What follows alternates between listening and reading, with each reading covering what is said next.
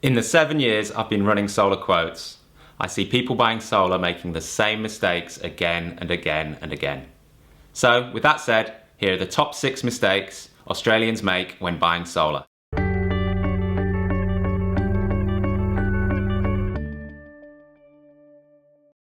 Mistake number 1, not getting multiple quotes. Look, the solar industry is like any other industry that installs stuff on your home. You can pay a massive range of prices for something that appears to be exactly the same thing. For example, supplying and installing a 5 kilowatt solar system. There are companies in Australia right now, 2016, that will charge you between $15,000 and $20,000 for a solar system that really should cost between $6,000 and $8,000. On the other side of the scale, there's companies in Australia right now that will charge you $3,500 for a system that other companies appear to be charging about $7,000 for. What's wrong with paying too little for a solar system? There's no magic bullet when you're installing solar. You can't get your prices that low without low quality hardware, so that's the panel and the inverter, and a rushed install and almost zero customer service. Have a look at the reviews online of these really cheap guys and you'll see how they do it. It's not rocket science. So how do you protect yourself from paying too much or too little? It's simple. Get multiple quotes. Mistake number 2, mixing up the solar rebate with the solar feed-in tariff. Don't get these two confused. The solar rebate is very simply a point of sale discount you get off the price of the solar system you buy. If you see a solar system advertised for say $6,000, that price will already include the solar rebate. The solar rebate is worth about $700 per kilowatt installed on your roof. So for a 5 kilowatt system, you're getting $3,500 off, a pretty good deal. That rebate is still alive, still kicking, and it's very generous. It's going to be reduced from the 1st of January 2017. It's going to be reduced over 15 years, a 15th every year. So there's no crazy rush. It's getting phased out gradually, which is how it was designed to be. But it's not over, it's still there, it's alive and kicking. Then you've got the solar feed-in tariff. This is the amount of money you get for every unit of solar electricity you don't use in your house and gets exported to the grid. Back in the good old days of 5 years ago, you could get 60 cents per kilowatt hour in some parts of New South Wales. Insanely generous. You've got people in New South Wales getting cut checks for thousands of dollars every year from their retailers. Those days are over, make no bones about it. Nowadays, across Australia, generally you'll get between 5 cents and 12 cents a kilowatt hour for your electricity. Now, a lot of people say, oh, it's not worth buying solar, the feed-in tariff is almost gone. That's just not true. I get 8 cents per kilowatt hour for my solar, and my last bill was $11. So solar does work even with a low feed-in tariff. It just has to be well designed, and you have to know how to use your electricity effectively. Mistake number 3, not understanding solar warranties. There's 4 different warranties essentially when you buy a solar system.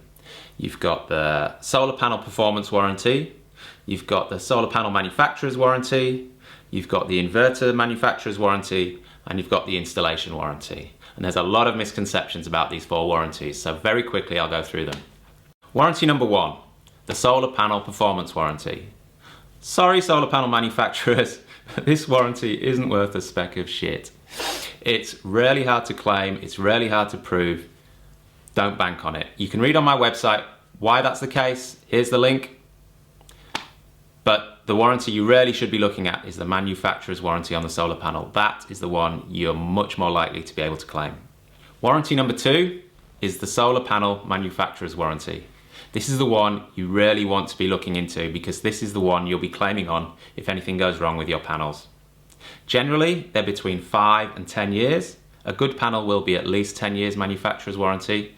There is a panel called SunPower that offers a 25-year manufacturer's warranty, but that's unique in the industry. Those panels are brilliant, but they're very, very expensive. This is the warranty you can actually claim on if you read the small print, so go for it as long as you can on the manufacturer's warranty on the panel. Mistake number 4. Most people are not solar experts. They don't know a good panel or good inverter from a bad one, and they don't know a good installer from a bad one.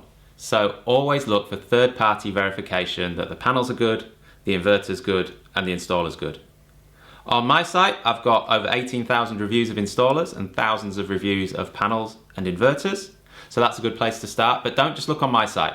Look around the web. You've got productreview.com.au is a pretty good review site, and you've got Whirlpool, which is a forum, no holds bars forum. If you search for your inverter or your installer or your panel manufacturer on Whirlpool, you'll find some pretty honest appraisals of whether they're any good or not. So always make sure you get a third-party opinion on the stuff you're buying and the installer you're using.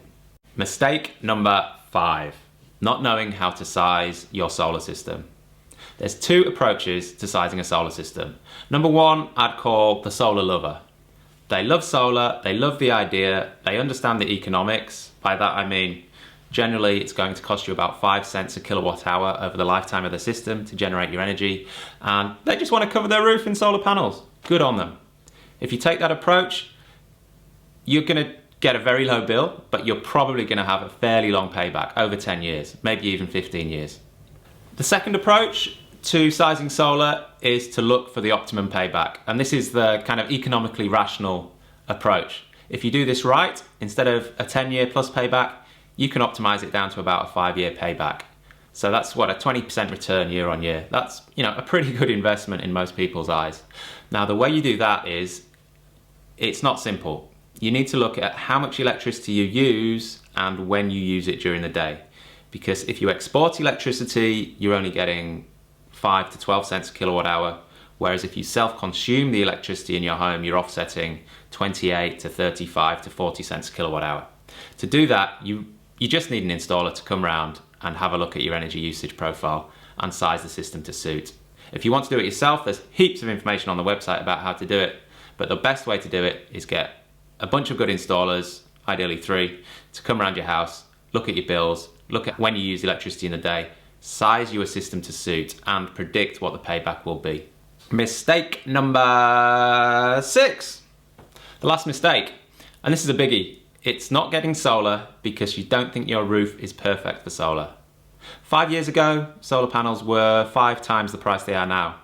In those days, you wanted a perfect north-facing roof to maximize the amount of energy you got to maximize your payback. Things have totally changed now. Solar panels are 5 times cheaper than they were, and it's not all about producing the maximum energy, it's about self-consuming the maximum amount of energy. Now what I'm talking about there is you want the solar to be generated in the morning, be generated through the day, and as much as possible in the evening when you get home. You can achieve this by putting panels on the east for the sunrise, putting a few on the north for the middle of the day, and putting the rest on the west for the sunset. And that can actually, although it will produce less energy, it will produce more energy when you need it. So don't be put off because you haven't got a big north-facing roof. That used to be good advice, it's not anymore. You can put panels all over your roof if it's designed properly and actually get a really nicely performing solar system that maximizes your self-consumption. So get a clued up installer to have a look at your roof, and he can predict exactly what your generation profile is going to be and how that will affect payback. So there you have the 6 most common mistakes I've seen over the last 7 years with Australians buying solar. Again, it all comes down to being informed, and this website's got about 20,000 pages of information. Use the search box, get yourself informed, and then when you're ready to get quotes for solar, please go with reputable installers, get multiple quotes, and again, you can use this website to do that.